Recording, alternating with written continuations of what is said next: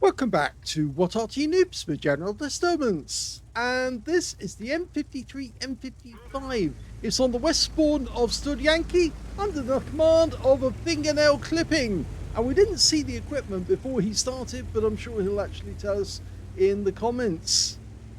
Game on! 2 marks of excellence on the barrel. He's well practiced in this Arty. Well, it's changed. He's going up to the north. Going to fire one at the cops if an enemy tank turns up. Of course, the good thing is that the tanks that go to the cops are normally light tanks or mediums, and therefore they're a little more susceptible to damage if you put a shell near them. It appears that the enemy hasn't sent their group there straight away. We've got a UDES. That shell was a bit late. Changing position.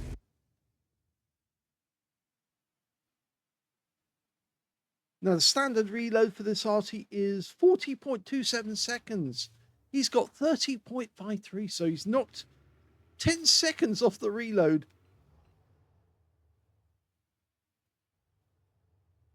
The UDES is a particularly good tank to hit because, of course, it does have relatively thin armor. It relies on its angling in order to defeat the shots. Direct hit. 316 from that one. Now, we saw him using the extra HE in the last replay. I suspect he might be inclined to do the same again in this game because he's got 1,100 alpha off those shells and 65mm of pen. At the moment, he's looking for the enemy Arty. Fires a shell in. And he's killed him!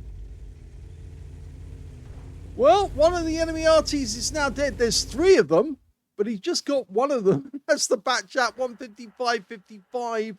He got spotted. He got slotted.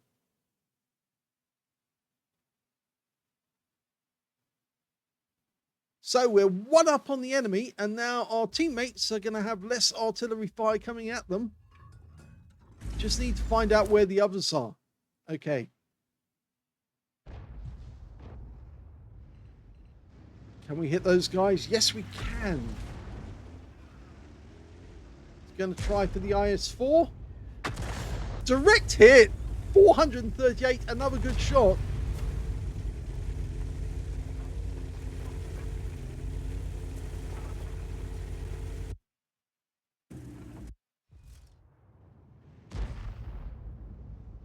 That was particularly useful because he stunned the IS-4 whilst he was against the wall, and because he was stuck there, we got 3 loads of stun assist.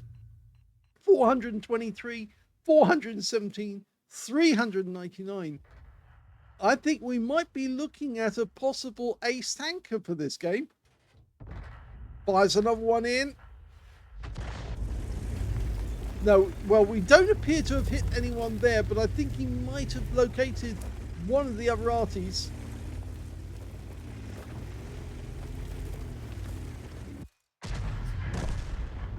Well, their tortoise just went down.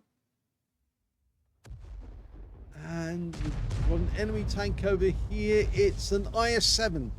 So it'd be very useful for our team if we can get rid of this guy. We're loaded, ready to go. Rounds out. Overshot, but it stunned him nonetheless. Hopefully our teammates will take advantage of that. Whoa, didn't expect our bat chat to be there. Well, we can't stay in the same area. I know people say, yes, you should sit alongside your fellow Arty, but if you see 2 tracers coming out from the same spot, it's much easier to spot. And although you can actually get the coordination effect or the extra skill for parking next to somebody or near someone, I'm afraid it's not that effective for Arty. It actually just leads to your more chance that you're likely to get taken out of the game. So he saw the FB4005 there for a brief moment, but he's hit the Minotauro for 338. Unfortunately, the enemy has taken the North Copse. But at least our guys should be able to spot the enemy for us, and we'll put some shells in. Okay, next target. For a brief second, I thought it was going to be the Conway, but I think that Conway suddenly went to meet his maker. Instead, we've got a few enemy tanks in the factory area. That FP4005 would be rather nice.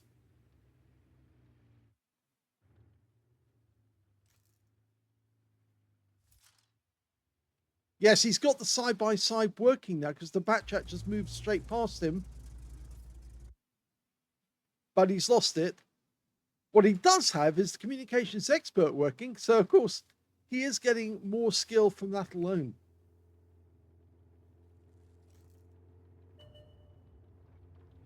Okay, he's a bit closer. There he is. He's being sneaky. Unfortunately, he just ambushed one of our teammates, who now zapped him. And oh, we just missed. There's the Heshbon, but he's going to have to retreat once he's fired. So we might as well put a shell when he retreats. Rounds out. Direct hit. Unfortunately, it didn't hit the turret. If it had, it would have gone straight through, but the guy dies anyway. So we pick up stun assist, in fact damage assist, because we tracked him. Okay, I saw a shell coming from the north. One of the enemy Arty is actually in the copse to the north of the map. I think he moved up there because the enemy spawn area, or enemy cap area rather, is now under our control. And we managed to get a shell near the contender.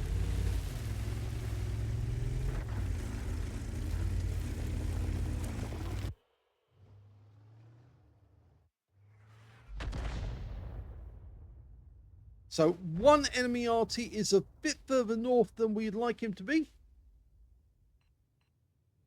In fact, he might be in the corner.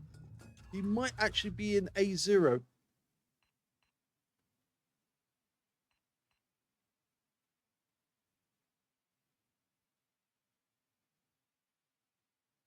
There's only 5 enemy left, so he might as well use the shell and see if it actually brings anybody out. Sometimes you just need to scare the enemy to make the rats run from cover, and then you can splat them or send the dogs after them at the moment afterwards. Shows I have watched a few pest control videos.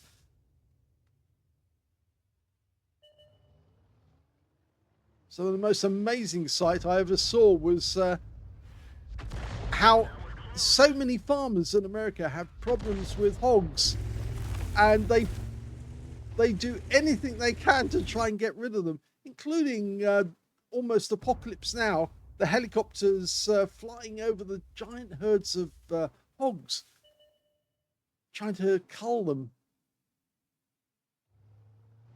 Okay, only 4 enemy left. They've still got 2 Arty though. The Minotaur goes down. The contender's next. Rounds out. Unfortunately, it fell well short and hit the other side of the house. But yep, they're headed up to A0 because that's where they think the enemy Arty is, and I'm pretty sure certain he is.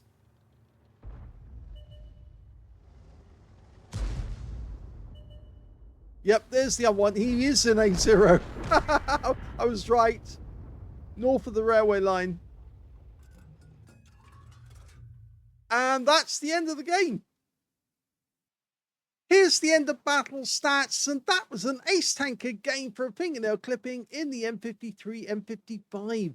He managed to get a Bruiser medal for getting at least 5 critical hits. In fact, he got 12, and he also got a Confederate for hitting more of the enemy than anyone else on his team. His win rate was only 2,869, which is Unicum level, but he did do a lot of damage all the same. Let's have a look at team score. The highest damage in the game went to the Doom Turtle. The T95 managed 5,196 hit points, and that guy picked up a high caliber and a Confederate like fingernail clipping. And when it came to the second highest damage, that was the Gonkavitska, and that guy got a Spartan medal for 3,903. And the third highest, well, that was the Heshbon that fingernail clipping hit. he got 3,683 hit points of damage before he was wiped out. If we look at the 212A, we can see that he also picked up a Confederate. So 3 players all got the same values to get the Confederate medal. When it came to kills, we can see top scorer was the Gonkoviska. He got 5 kills in that one. Second highest was, in fact, the T57 Heavy with 3 kills. Fingernail Clipping got 1 kill alongside just about everyone else, but only 5 players, on the enemy team managed to get a kill apiece. And when it came to base XP, he's in 3rd place because the Gonkoviska got 1,284, T95 1,111, and then we've got Fingernail Clipping getting 1,053. They were the only ones to get over 1,000 base in the game. He fired only 11 shots, but he got 5 direct hits and 1 penetrating shot, 8 splash. Damage of 2,655 hit points, all of it at more than 300 meters. Now, I can guess that the one that he penetrated was, yes, it was the Batchat 155-55. He saw where he was, he saw the tracer, and he managed to put the shell right down on top of the guy and wiped him out completely for 440. He also managed to get 7 enemy vehicles damaged, 1 killed, 122 hit points of damage assistance, and 2,949 of stun assist of 8 stuns. On a free-to-play account, he actually made 37,965 credits from that game, including a 40,000 mission completion bonus and 2,106 experience points on a ×2 day on a free-to-play account. Let's have a look at the final score. Yeah, an ace tanker. Very well done on this occasion, but he's actually sent in 2 replays. So let's have a look at the second one in the M53, M55. And the second game is on the north spawn of Cliff.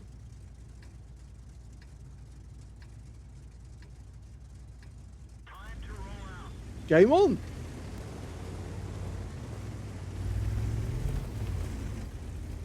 The M53, M55, 6.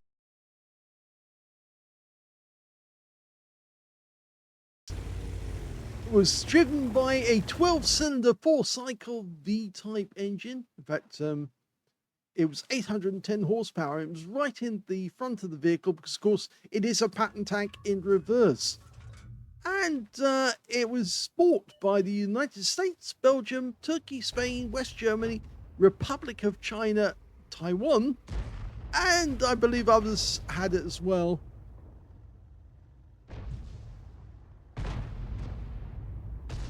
Looks like he's trying to get a shot on the AMX. That was a bit late.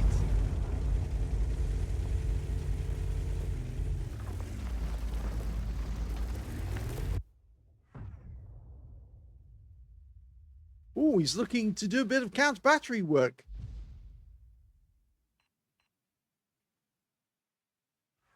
Yep, somebody in the corner, sitting behind the rock. Think they've got a bit of protection there. Doesn't always work.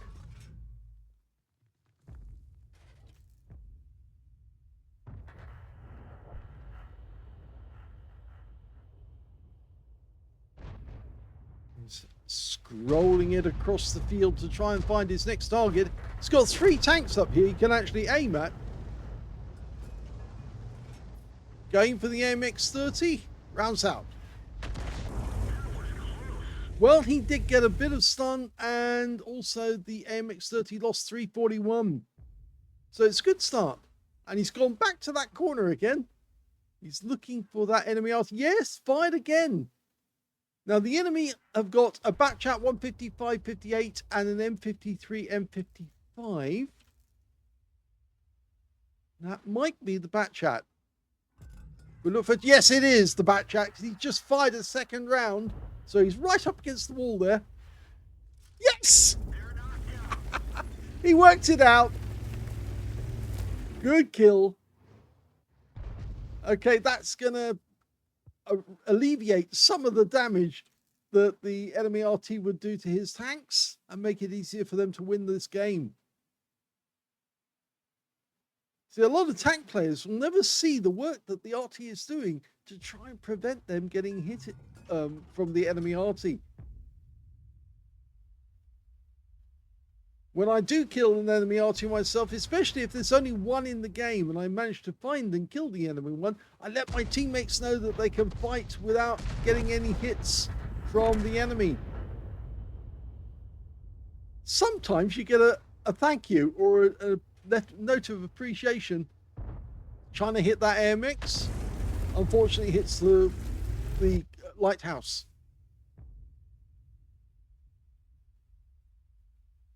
I wonder if he's worked out where the other enemy Arty is. Look for the tracer.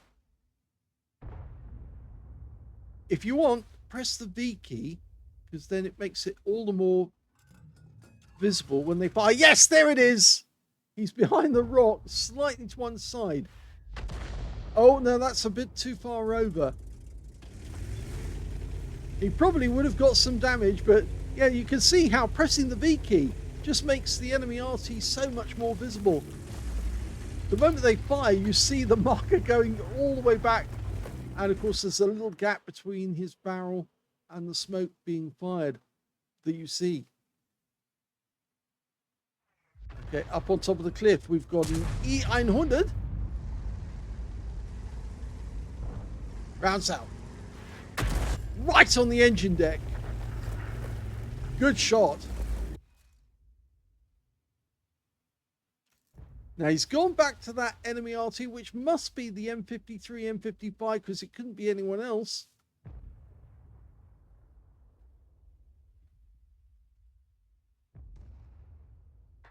He seems very jerky. He's all over the place tonight.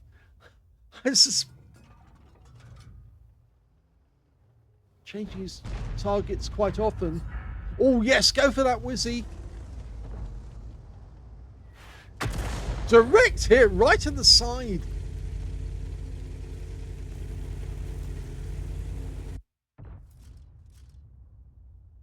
And he got stun assist, massive stun assist off that one. Just after the Wizzy 111 was hit, the BZ75 in our team managed to get the kill shot. So we picked up 790 stun assists from that, and also from two other shots that hit the target. Okay, E100. Another direct hit, this time for 388. And he was wiped out directly afterwards.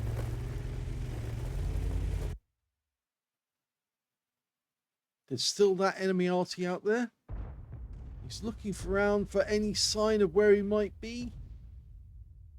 I think he passed that way because there's a break in the stone wall. But I think he's still down in that corner. Okay, he's expediting what he can see, the T30.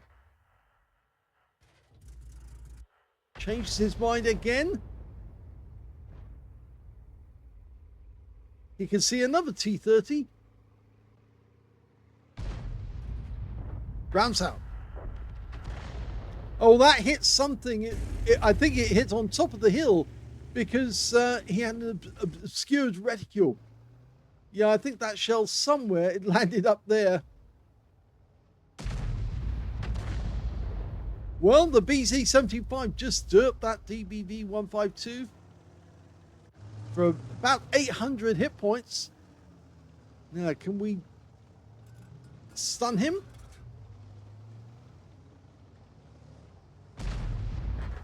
His aim point is actually moving all over the spot, but he's decided to fire, and it goes long, but he still manages to get stunned and a bit of damage. Yeah, going back to that enemy Arty again. He's certain the guy's still there. I think he is still there, actually.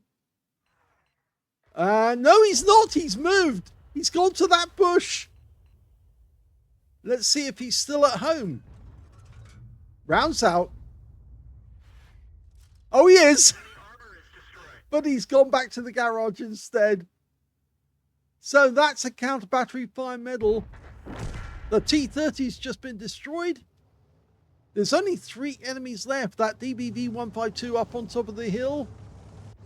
They've got a T110E4 and a T10.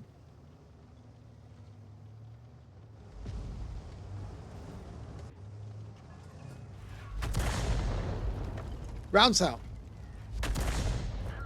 Well, that was better because he got 165 damage off that one and some stun. But it looks like the BZ-75 is not willing to actually go up there because he doesn't want to get derped by the DBV, who's gone right to the edge of the cliff there. Okay, T10. Can we splash him? We're loaded.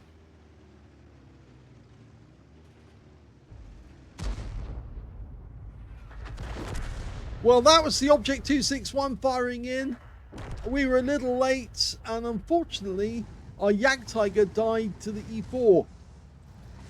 And there's the E4. He's right up on top of the cliff, and he's just gone down the side of it. So it looks like he's moving away from that spot. Now, you don't want to get exactly paranoid, but you never know. That guy might be headed in this direction. And, well, it looks to me like a fingernail clipping's decided to make himself a nest. So he can ambush the guy if he does turn up.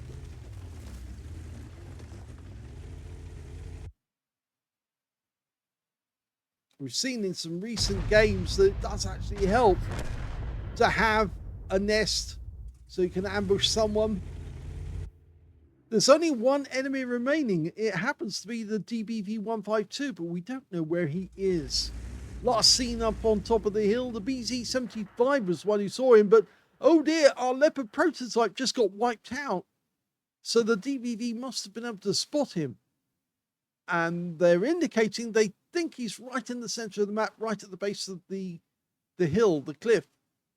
So the question is, where? When he's aiming for the monuments there, rounds out. Oh, he's there! He was there. He was sitting behind or inside those monuments. And that was the BZ-75 ending the game with a victory.